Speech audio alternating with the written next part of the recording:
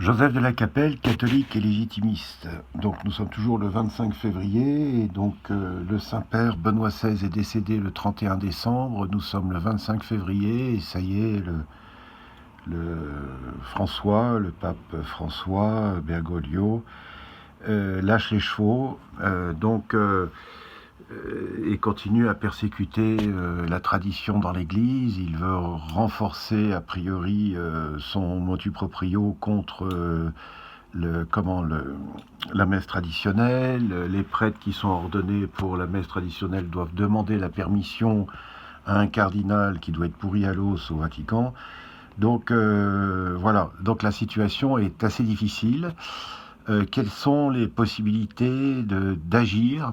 Donc je fais un appel au monde entier, dans les évêchés, les tribunaux ecclésiastiques de droite, donc il doit y en avoir aux États-Unis, il n'a pas le droit de faire ça. Il n'a pas le droit de faire ça parce que c'est Saint Pie V qui avait dit que tous les prêtres ont le droit de dire la messe traditionnelle jusqu'à la fin des temps.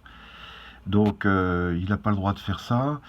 Et il a oublié aussi ce qu'est être un pape.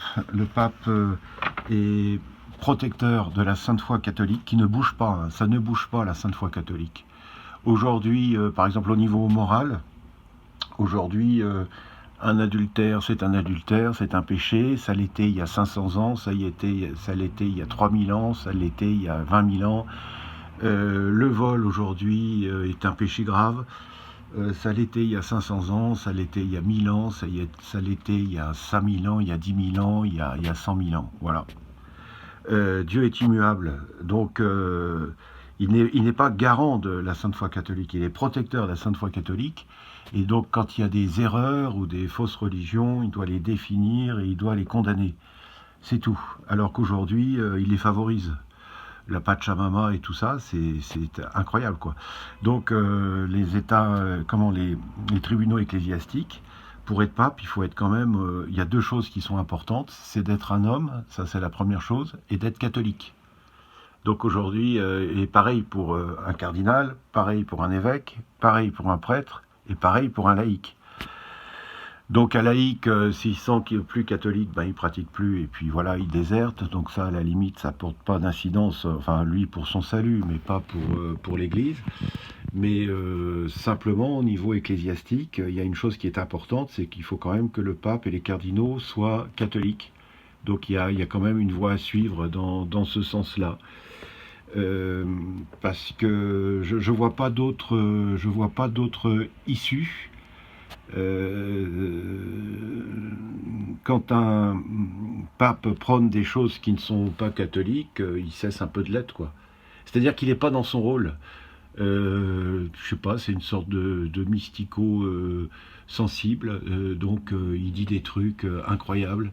Le pape, c'est pas ça. Le pape est protecteur de la sainte foi catholique qui ne bouge pas, hein, qui était pareil aujourd'hui, il y a 100 ans, il y a 1000 ans, il y a 5000 ans, 10 000 ans, 20 000 ans. Voilà, il y a 20 000 ans, il y avait la loi naturelle quand même. Et donc, d'une certaine manière, l'Église catholique existait. Et donc, ce que Dieu est immuable, Dieu ne bouge pas, hein, Dieu est immuable. Donc les lois qu'il a décrétées au début de la création, parce qu'avant il était en lui-même, donc voilà, mais même au début de la création des anges, les lois qu'il a créées pour le monde des anges et pour l'univers créé, les lois ne bougent pas. Et les lois morales ne bougent pas. Donc le seul rôle du pape, c'est que quand il y a des erreurs, des hérésies, par exemple le nazisme a été condamné par Pie XII, le communisme, avant par ses prédécesseurs, la laïcité, la mauvaise laïcité, la Révolution française et tout ça. Donc ils doivent analyser et condamner, c'est ce qu'ils ont toujours fait jusqu'à Pie XII. Et donc c'est vrai que depuis Pie XII, depuis Jean XXIII, etc., il y a eu au très haut niveau de l'Église un grand mouvement moderniste, on va dire. Voilà, donc aujourd'hui, prions déjà, Dieu existe, ça c'est bien, Dieu existe, on a la prière, on a le chapelet, on peut encore avoir la Sainte Messe parfois, mais c'est pas évident. J'ai des amis qui veulent se faire confirmer, pour se faire confirmer en France dans le rite extraordinaire, c'est très dur. Donc il y a encore des évêchés où on fait la confirmation dans le rite extraordinaire, mais ils n'acceptent pas que des gens viennent de l'extérieur. Donc voilà. Enfin, c'est incroyable. Et donc là, l'actuel pape, ça s'attaque quand même à Saint Pie V, qui était une pointure en niveau sainteté, et qui a dit que la messe traditionnelle, la messe donc du XVIe siècle, qui était la messe romaine, est valable jusqu'à la fin des temps. Voilà. Donc bon courage à tous, union de prière, c'est pas simple, c'est pas simple. Enfin voilà, c'est une bonne pénitence pour le carême, et il faut le voir comme ça. Il faut l'offrir au bon Dieu pour ce carême. Nous sommes le vendredi, donc après le mercredi des cendres. Donc bon courage à tous, offrons tout ça, hein, toutes ces souffrances au bon Dieu, en sacrifice, c'est très important. Et puis, union de prière, Notre-Dame de l'Univers, Notre-Dame de France, Notre-Dame de Boulogne, priez pour nous, tous les saints et les saintes du paradis et du purgatoire, priez pour nous, et tous les cœurs angéliques, protégez-nous. À très bientôt à tous, Deus et Rex.